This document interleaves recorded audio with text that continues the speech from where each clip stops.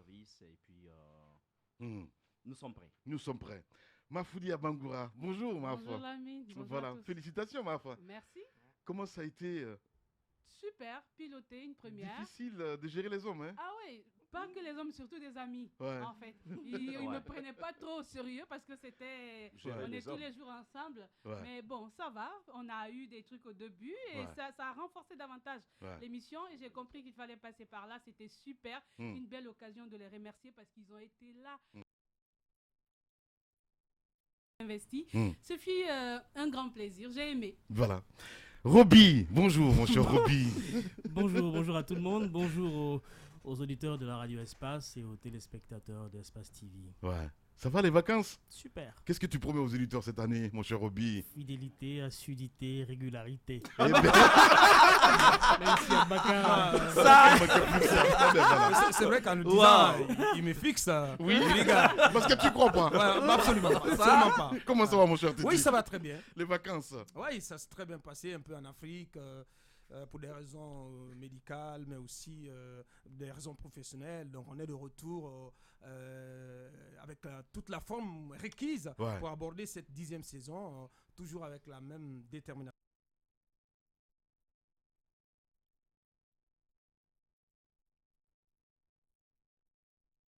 Ancrage de la démocratie et meilleure gestion, toujours au quotidien. Voilà.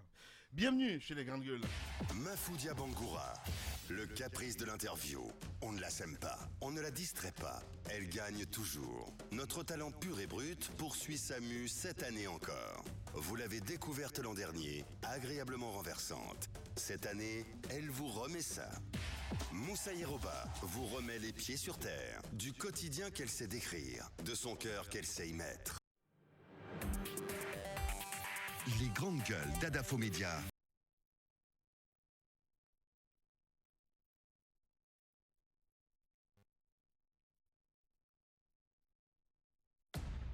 Politiciens véreux, fonctionnaires corrompus, promoteurs immobiliers voyous, justice passive. La Guinée devient-elle mafieuse? Les grandes gueules d'Adafo Média ne lavent pas plus blanc, mais vous permettent de défendre votre pays en vous informant. Avec les grandes gueules d'Adafo Média, dénoncez les turpitudes, nous garantissons le secret des sources. Envoyez vos documents à espacefmguinée.info, rubrique Contact. Les grandes gueules d'Adafo Média ou le socle de la liberté d'expression en Guinée. Les grandes gueules d'Adafo Média, seule émission dans l'histoire de la radio en Guinée à franchir le cap des 5 millions d'auditeurs. À Bokeh, Cancan, Labé sur Radio Espace Région. À Kindia sur Kanyazik. En forêt sur Sahali FM. Meilleure émission talk-show panafricaine sur le continent, jamais éditée dans la sous-région. Bienvenue chez les GG. Ici, on ne prend pas de gants.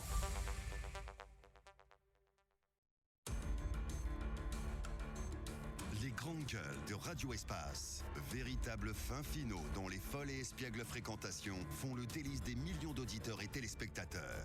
Ahmed, Moïse, Roby, Aboubacar, Tamba Djibril, Hiero, Lamine roulent pour la bonne gouvernance depuis plus de 8 ans.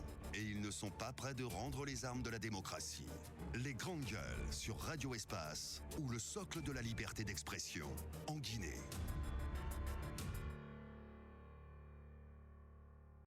Radio Espace.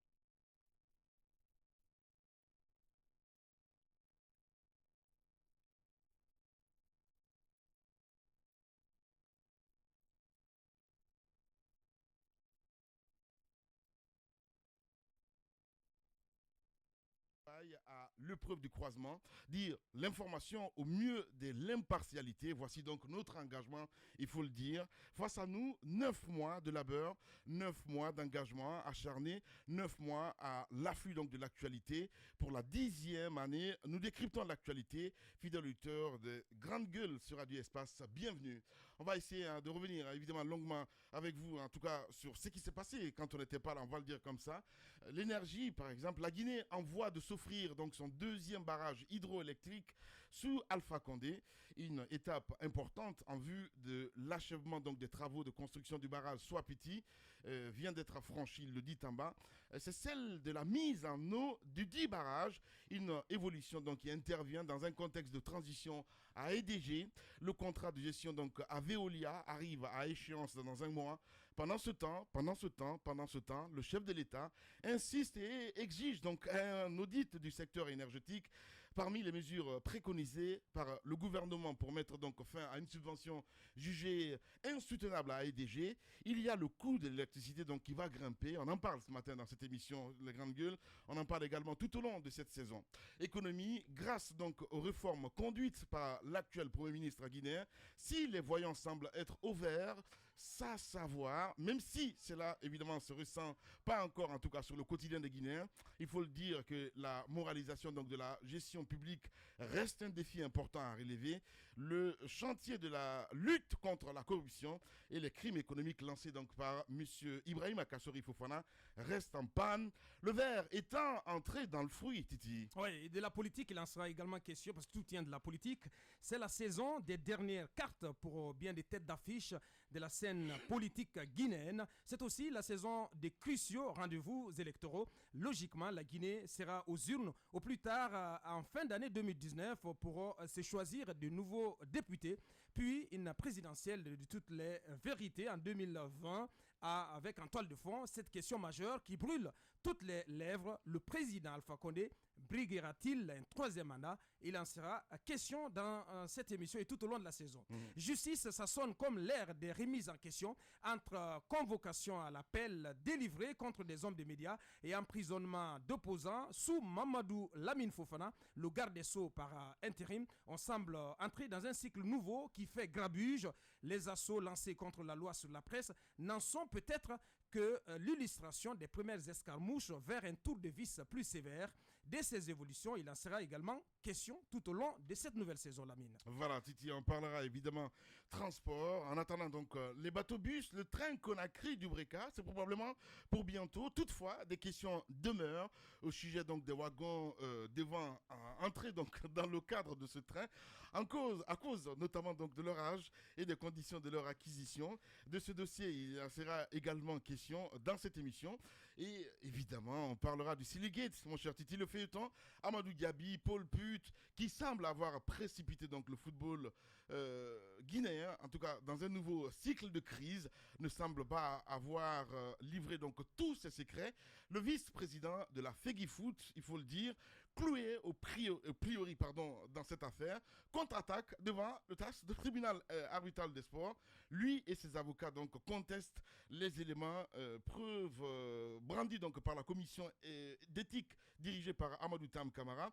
De cette affaire, il sera également question ici dans notre émission. Voici donc en tout cas les travaux publics, Lamina. Ouais. Il en sera question, comme à chaque hivernage, c'est sale temps pour les Guinéens sur les routes du pays. Les fortes pluviométries enregistrées sous Conakry, sur le littoral et la région forestière notamment, ont eu raison plutôt d'un réseau routier déjà en lambeaux et dont l'âge commande désormais plus de la reconstruction que de l'entretien. L'illustration dramatique de cette situation chaotique, c'est la nationale Koya Kindia avec à la clé l'enfer du bourbier du pont Kaka. On suivra les chantiers routiers du pays le long de cette saison avec, on l'espère toujours, le ministre Moustapha Naïté, donc à la tête des TP.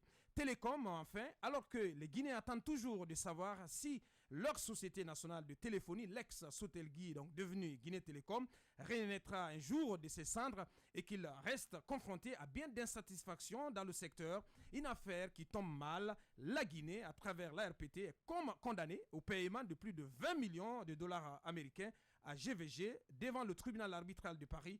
On évoquera ce dossier à grands traits, si tout va bien, dans cette émission. Voilà, vous êtes en direct dans le GG. Radio Espace Guinée.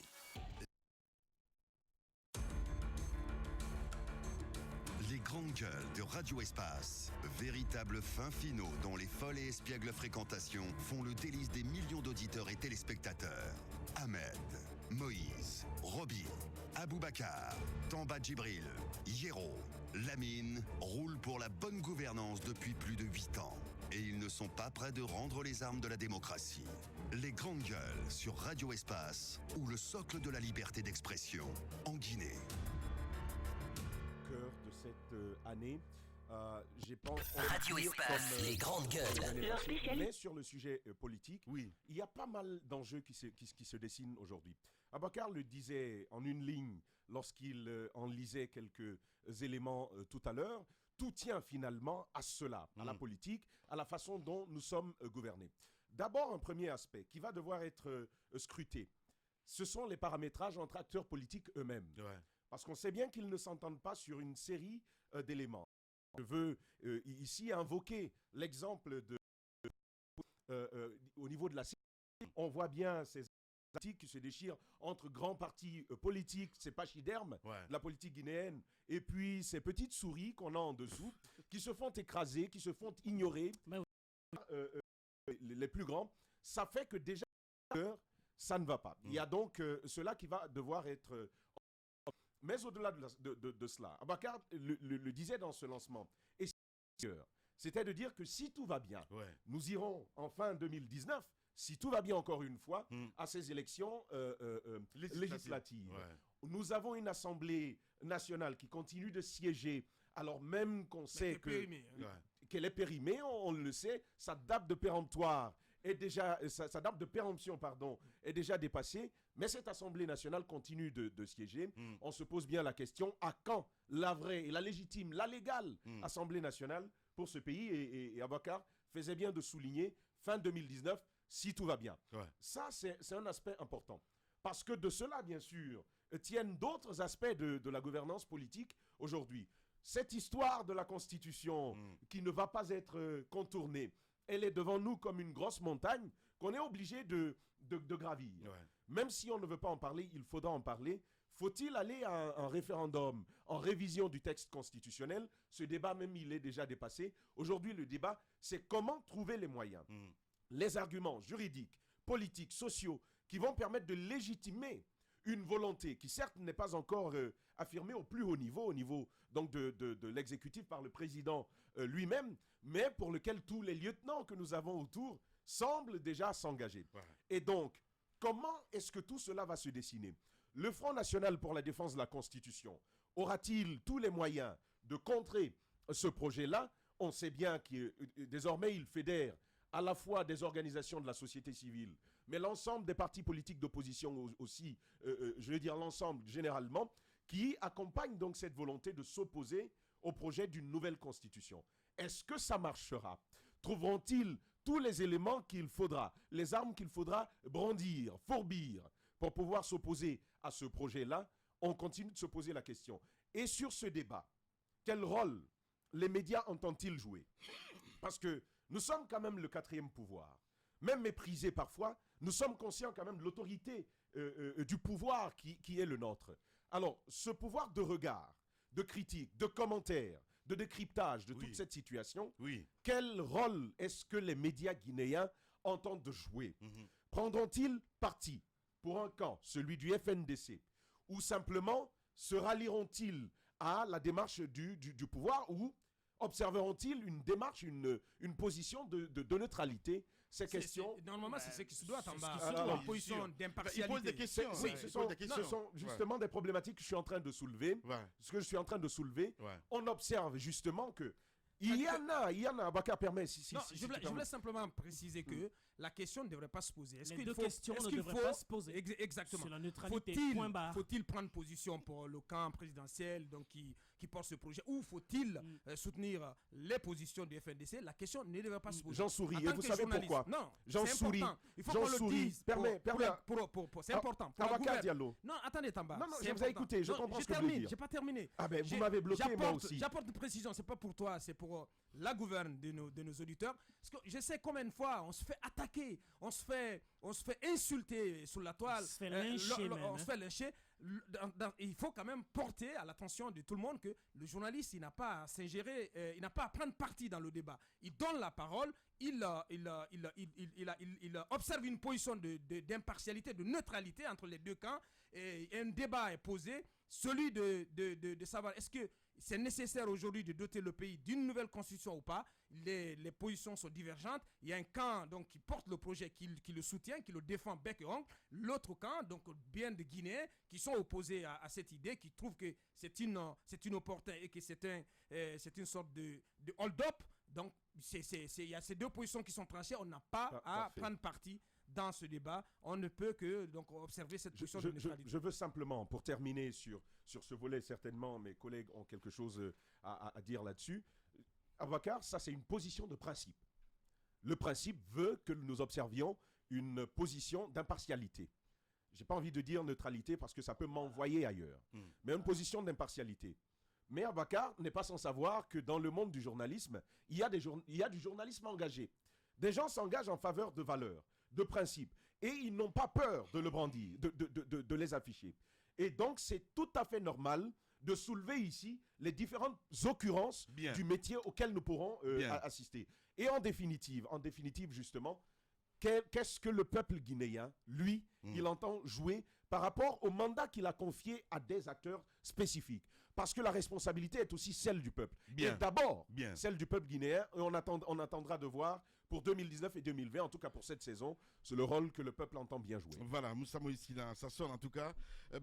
L'ère des remises en question, par justice entre autres, hein, parce qu'il faut le rappeler, entre convocation à la...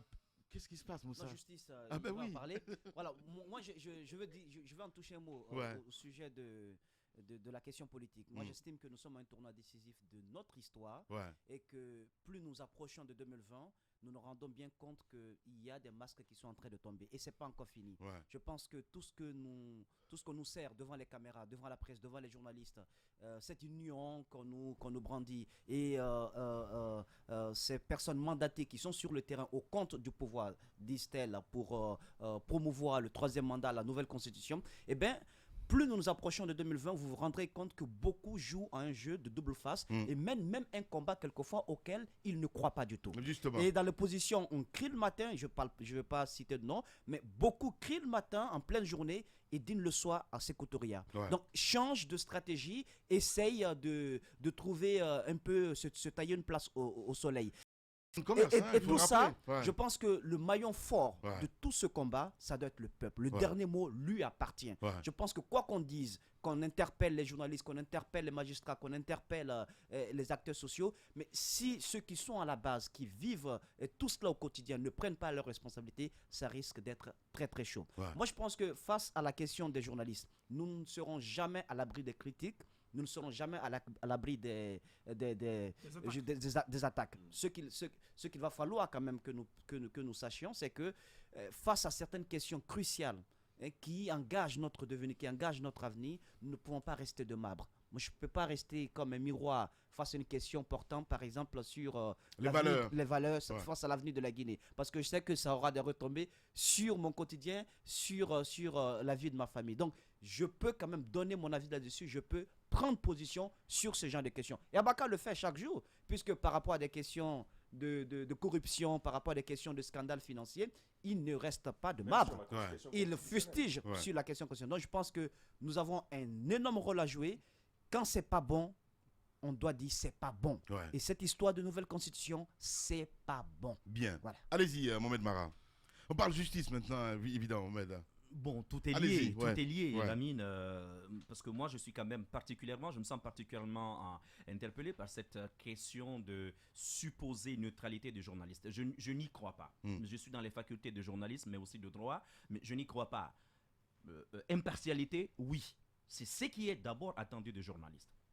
Nous prenons position sur tout, en réalité. Tout à l'heure, vous parliez de corruption. C'est un choix que nous faisons que de dénoncer la corruption, d'aller lever le lièvre là où certaines personnes ont l'expertise avérée ou non de camoufler notamment des dérives. C'est notre rôle parce que nous avons choisi. Maintenant, en ce qui concerne l'impartialité, je ne pense pas que dans cette émission, depuis en tout cas que moi je suis dans cette boîte, je ne pense pas qu'on a manqué d'impartialité. Et d'ailleurs, généralement, sur n'importe quel sujet, il est très rare dans ce studio qu'on soit d'accord. Ouais. C'est extrêmement rare. Je crois que l'un des rares sujets sur lesquels on a tous été d'accord, c'est quand on a eu à parler de viol ici, à un moment donné. C'est aussi cette question de nouvelle constitution. Peut-être dans les démarches, parfois, on y va par des chemins divers, mais l'objectif, généralement, sur ces questions essentielles, ce sont les mêmes pour nous. Maintenant, en ce qui concerne aujourd'hui cette sorte de chape de plomb qui s'abat sur les journalistes, moi, je suis inquiet. Mais en même temps, je ris. Je ris parce que je vois des magistrats dans notre pays aujourd'hui, je vois quelques magistrats qui sont en train de se ridiculiser.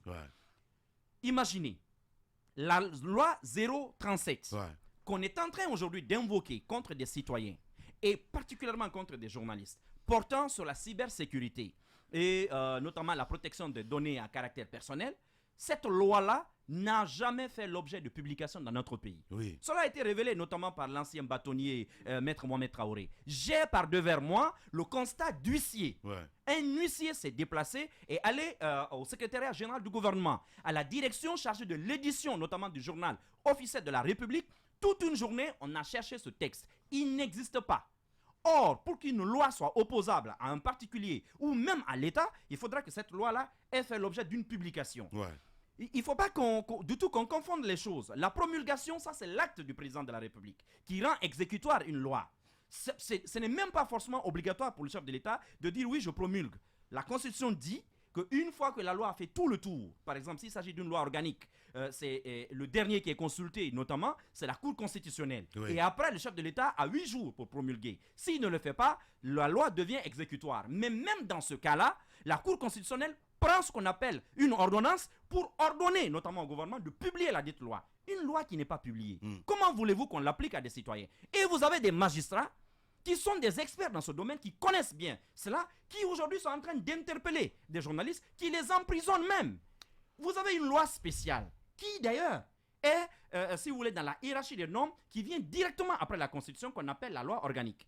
La loi organique 002, qui est relative à la liberté de la presse, aujourd'hui, on ne peut pas la mettre de côté, au profit d'une loi qui, même si elle était déjà entrée en vigueur, lui est inférieure. La loi 002 est supérieure au code pénal guinéen.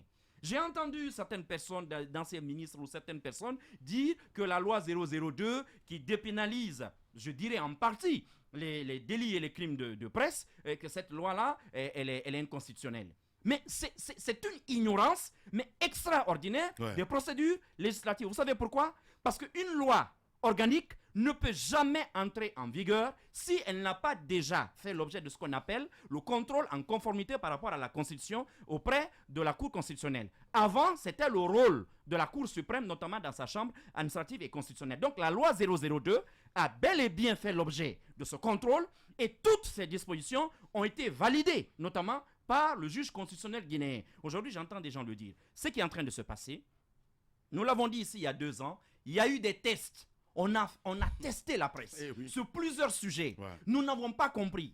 Ça a commencé notamment par Adafo. Plusieurs d'entre nous nous sommes fait charcuter ici. Les gens, il y en a qui applaudissaient. Je disais à l'époque, après l'affaire Moussa Moïse est arrivée, je disais, les gens ne comprennent pas les enjeux. Mais on va tous voir, parce que ce sont des essais. Heureusement, le malheur aujourd'hui collectif nous a amené à comprendre les enjeux. Maintenant, ce qui est en train de se passer, observons. Lorsque on a commencé à mener des enquêtes sur de supposés détournements de fonds au niveau du ministère de la Défense, des journalistes ont été poursuivis même pour atteinte au secret d'État. Lorsque ici, Cheikh Yérim Seck, vous vous souvenez, s'est attaqué à l'époque au ministre de la Défense, vous avez suivi ce qui lui est arrivé, son journal en ligne n'est plus d'actualité en Guinée. Lorsque aujourd'hui, c'est une compatriote qui appelle des États-Unis, notamment de confrères de Lynx FM, qui parle encore de supposé, comme on appelle cela, détournement de fonds, en fait, c'est comme si, puisqu'il s'agit de l'armée, on n'a pas le droit d'avoir un regard sur la gestion. Or, c'est notre droit. Je rappelle que depuis que la Guinée est Guinée, il a fallu que monsieur, par exemple, Mohamed Diané soit ministre de la Défense pour que le département de la Défense porte plainte contre des particuliers et contre... en général. Non, c'est important. Non, ce que je rappelle, c'est des faits. La ministre, c'est des faits. Jamais dans notre histoire, vous avez vu le ministère de la Défense aller à l'assaut de liberté des citoyens, aller à l'assaut des libertés des journalistes pour dire qu'il y a atteinte au secret d'État et ainsi de suite. Écoutez, dire nous soupçonnons des détournements de fonds, il vaut mieux dans ce cas-là commanditer un audit carrément pour faire la lumière que de voir. Ailleurs, ça se passe comme ça normalement. Mais ça se passe comme ça. Ailleurs, tous les marchés sur les armements sont passés au peigne fin. On les examine, on se rend compte. La loi de programmation militaire en France, mais elle est en ligne.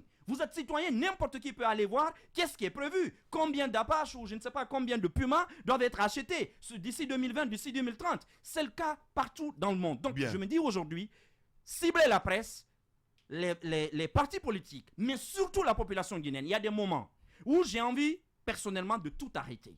Parce qu'il y a des moments, je me dis, mais quel est ce peuple que nous sommes en train de servir? Nous prenons des risques pour notre liberté. Nous prenons des risques pour notre vie. Les gens ne le savent pas. Les menaces de mort, on en reçoit tous et à longueur de journée. Nous prenons des risques quant à la sécurité de nos familles, y compris même notre sécurité financière. Tout le monde sait que ce n'est pas être aujourd'hui journaliste, ce n'est pas donné à tout le monde parce que c'est un sacerdoce. Tout le monde le sait, sauf ceux qui parfois peuvent s'appuyer sur des marchés, notamment qui ont des petites entreprises. Ce n'est pas donné à tout le monde. Malgré cela, vous avez une population qui ne comprend pas que le combat que nous sommes en train de mener, c'est d'abord pour la survie de la nation guinéenne, c'est d'abord pour la survie de la démocratie. Le journaliste guinéen l'a toujours été. Le colon, en 1958, n'a pas empêché la presse en Guinée qui était naissante de, si vous voulez, de défendre le droit à l'autoproclamation des Guinéens. Ce n'est pas aujourd'hui que les colons modernes, avec des cravates, comme les blancs, au casque de fer, vont nous empêcher de faire notre travail. Nous sommes avant tout des soldats de la liberté et de la démocratie. Mohamed Mara, voilà. Allez, on le reconnaît. Allez-y, mon frère. Côté justice, on va s'en tenir à ce que Mara a dit. Maintenant, c'est mieux. Maintenant, au même moment, moi, j'en profite pour inviter les journalistes à se poser des questions, à faire l'autocritique. Parce que c'est vrai, il y a cette volonté qui est affichée aujourd'hui de tordre le cou à la presse. Nous le savons. C'est comme quand vous avez un ennemi. Vous savez que cette personne ne vous aime pas, mais vous lui tendez la perche. Et c'est justement à cela que la presse doit s'atteler.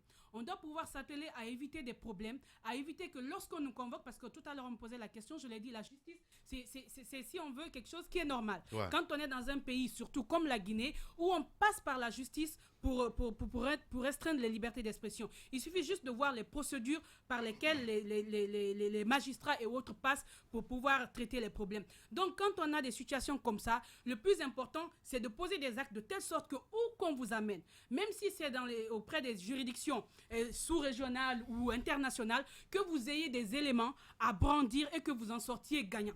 Parce que quand vous y allez et qu'on reconnaît que vous avez tort, là, c'est toute la corporation qu'on remet en cause.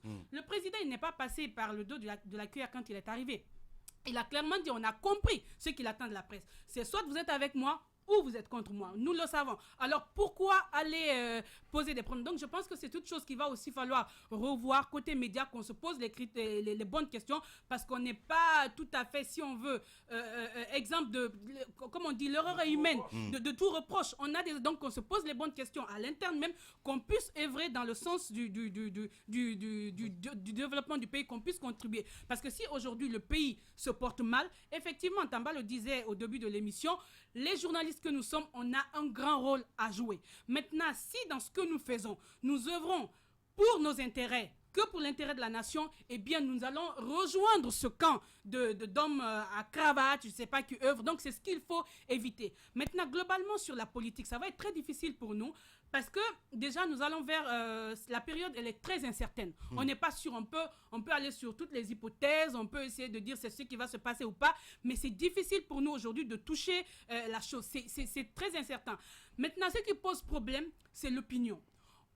Quand vous prenez les deux, quand tout le monde a tendance à dire le peuple, c'est le peuple qui dit non ou c'est le peuple qui dit oui. Mais ce peuple-là, on ne l'entend même pas. Et lorsque nous, journalistes, nous voulons faire notre travail aujourd'hui, ce qui est le plus à regretter, c'est pourquoi souvent, dans mes interventions, j'aime parler de l'éducation. Aujourd'hui, ça fait que lorsque vous, journalistes, vous faites un travail, même honnête, objectif, pour le bien du pays, il suffit juste que quelqu'un soit là-bas qui n'aime pas ce que vous faites, ou bien parce que ça va à l'encontre de l'intérêt d'un de ses proches, et puis paf, vous êtes présenté comme journaliste, pas professionnel, Au fait, l'opinion guinéenne aujourd'hui, elle est plus dangereuse que les médias, parce qu'il n'y a plus d'objectivité dans les analyses. On soutient une personne selon les intérêts, ou on lapide une personne selon les intérêts. Et tant que ça ne va pas, c'est assez difficile de pouvoir se reprocher. Je pense qu'il faut travailler sur ça, mais comment travailler quand on a un pouvoir qui nous amène justement à nous poser des questions sur ce qui ne devrait pas être, au lieu d'aller vers le travail. Il y a des sujets qui seront énumérés ici.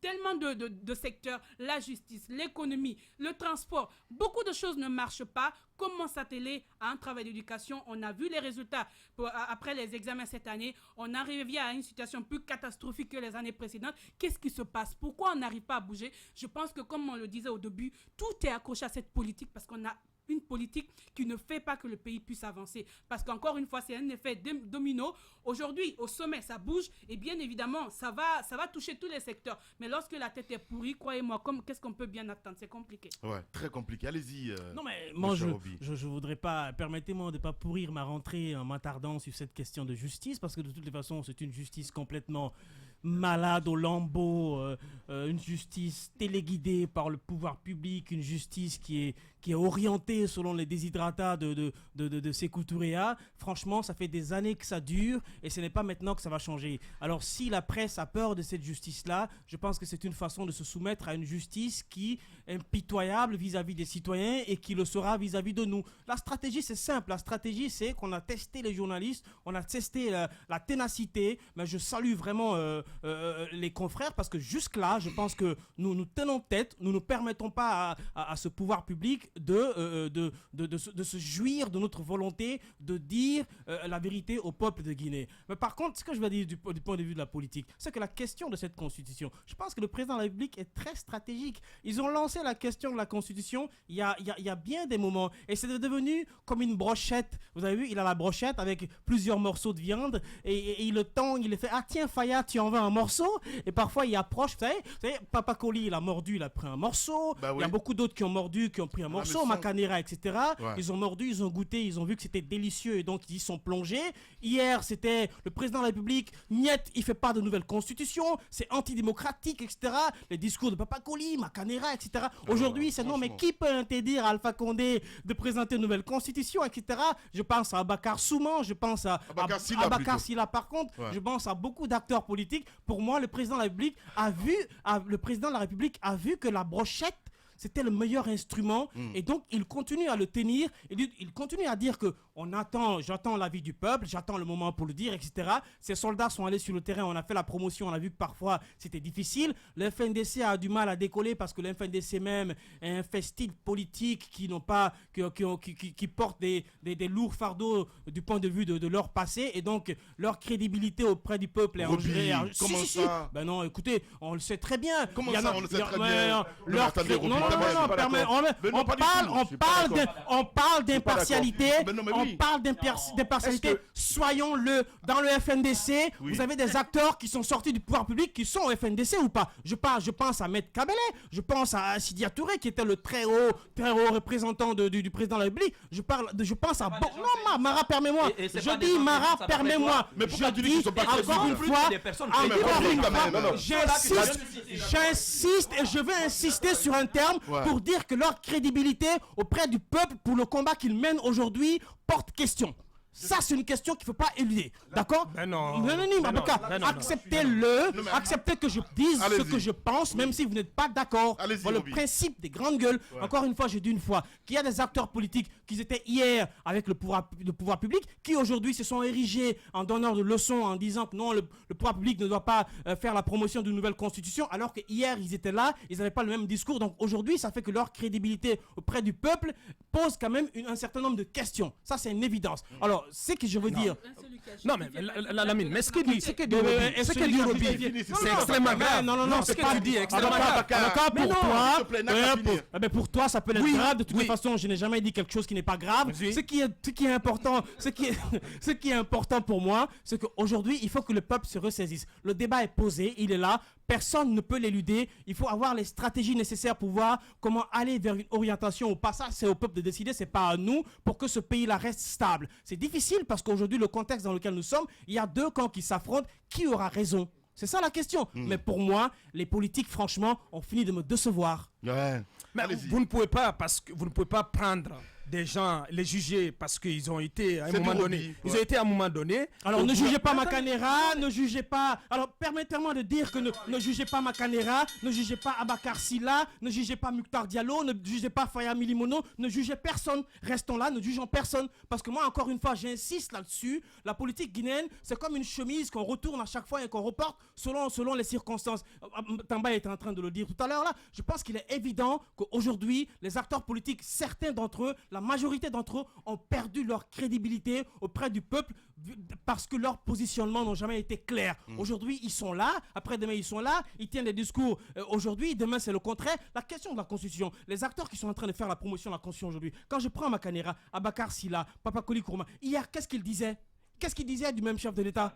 Mouktar Diallo. Qu'est-ce qu'il disait le chef de l'État? C'était pas non, mais on retient encore le discours d'un certain Bakar Silla qui était très virulent quand il était porte-parole de l'opposition, qui attaquait à tout va le président de la République en le traitant d'antidémocratique, de pays qui ne bouge pas, etc. Aujourd'hui, tendez-le le micro, il voudra que le pays va à 100 à l'heure. Moi, je préfère, Lamine, je préfère. Est-ce que c'est crédible? Je le dis, j'insiste, vous avez parlé, vous avez pris assez de temps. Je préfère ceux qui ont fait le chemin inverse. C'est-à-dire que ceux qui ont été au gouvernement, qui ont rejoint les rangs de l'opposition, pas parce qu'ils ont été sortis du gouvernement, mais parce qu'ils ont senti à un moment donné que leur pays va à volo. Qui ça? M'attendez? Mais Roby, laissez-moi poser mon raisonnement. Je préfère. Non, attendez. Je préfère de loin ceux qui ont fait donc le chemin inverse. Mais ils ont tous été chassés de là. S'il te plaît. Ils ont tous été éjectés de là. Oui. Donne-moi le nom. Je suis d'accord. Le nom d'un seul acteur politique aujourd'hui qui est dans le FNDC, discrétionnaire du chef de l'État. Non, il faut qu'il soit parti de lui-même. Il faut qu'on s'écoute. Il y en a pas. C'est dont tu parles. Ouais, ils ont été chassés de là. C'est là tient du pouvoir discrétionnaire du chef de l'État. Chassé de là. Qui à un moment donné. C'est pas discrétionnaire de chasser. Non mais attendez. À un moment donné, le chef de l'État peut estimer que pour X ou Y raison, donc prendre la responsabilité sur lui de sortir quelqu'un du gouvernement. Ce qui a été le cas, par exemple, pour Maître Abdoul Kabele, qui a quand même une longévité au sein du gouvernement, même avec de précédents gouvernements, ce qui a été le cas, par exemple, de Siaka Bari. On a tous déploré ici que M. Siaka Bari n'ait pas démissionné au moment où il le fallait. Et ce n'est pas le cas, par exemple, de Sidya Touré. À ce que je sache, M. Sidya Touré n'a pas été renvoyé de son poste. Il a jugé à un moment donné qu'il n'était plus opportun pour sa part, en tout cas, d'accompagner la gestion qui est celle de M. Alpha Condé. Donc il a quitté sa position de haut représentant du chef de l'État. À mon avis, cela n'entame en rien sa crédibilité. Il est resté constant dans son combat politique et jusqu'au moment où nous parlons, il revient. D'ailleurs, pendant qu'il était haut représentant du chef de l'État, c'est important de le préciser, il n'a jamais dit qu'il avait rejoint la mouvance présidentielle. Je pense que ce sont des positions qui sont clairement affichées, qui sont assumées. Et de l'autre côté, moi je préfère Maître Abdoul Kabele aujourd'hui qui, face à l'histoire, face aux enjeux et aux défis qui se posent à notre pays, face aux menaces qui pèsent sur la jeune démocratie que nous sommes en train de construire, qui donc prend sa responsabilité pour rejoindre le camp de ceux qui sont opposés à ce projet de nouvelle constitution qui cache un agenda qui est celui donc d'un troisième mandat. Il faut le dire, je préfère de loin M. Maître Abdoul Kabele, M. Siaka Bari à ceux qui ont fait l'autre chemin, qui à un moment donné ont crié haro sur la gouvernance, qui ont dit pique et pend sur cette gouvernance et qui finalement retourne à la mangeoire. On ne va pas dire, excusez-moi de l'expression, qui sont, on va pas dire, retournés à leur vomissure. C'est tout comme Lamine. Mais moi, je ne peux pas du tout comparer les deux catégories. Attendez, je ne peux pas comparer les deux catégories de politique parce que, pour ma part, ceux qui ont choisi de quitter l'opposition et de rejoindre la mouvance, c'est bien entendu à cause de leurs propres intérêts politiques, parce qu'à un moment donné, ils ont estimé qu'ils ne peuvent pas cohabiter au sein de cette opposition avec d'autres partis politiques, notamment l'UFDG, parce qu'il faut le dire, les critiques les plus virulentes vont à l'encontre de la cellule d'Alain Diallo et de son parti. À un moment donné, c'est de leur droit, ils ont décidé de quitter pour rejoindre la mouvance présidentielle.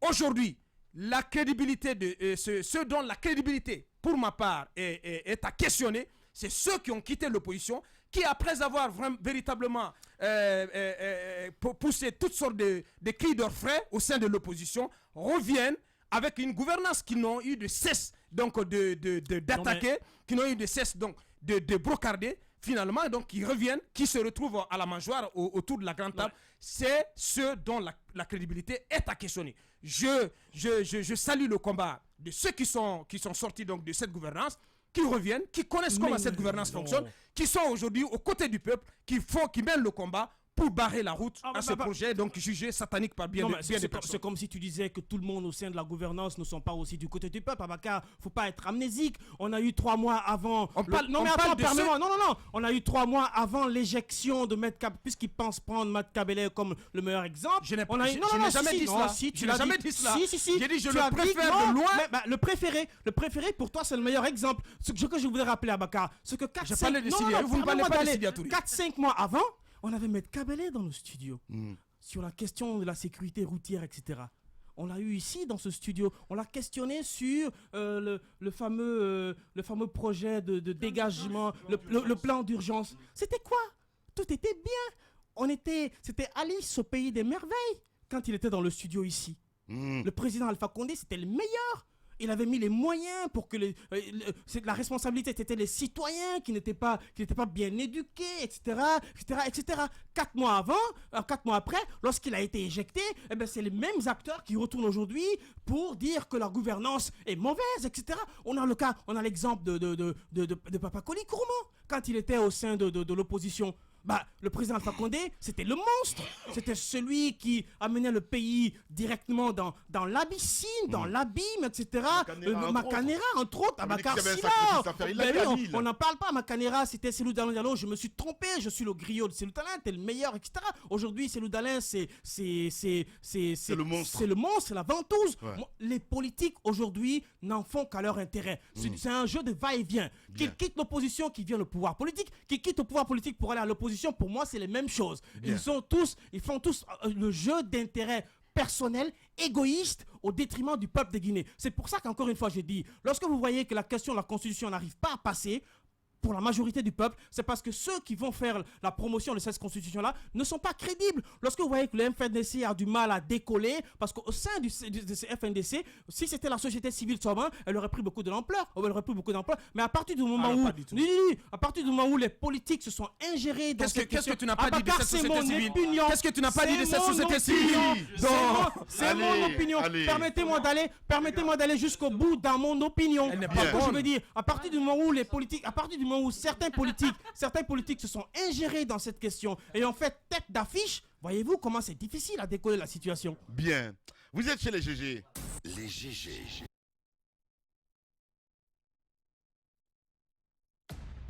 Politiciens véreux, fonctionnaires corrompus, promoteurs immobiliers voyous, justice passive.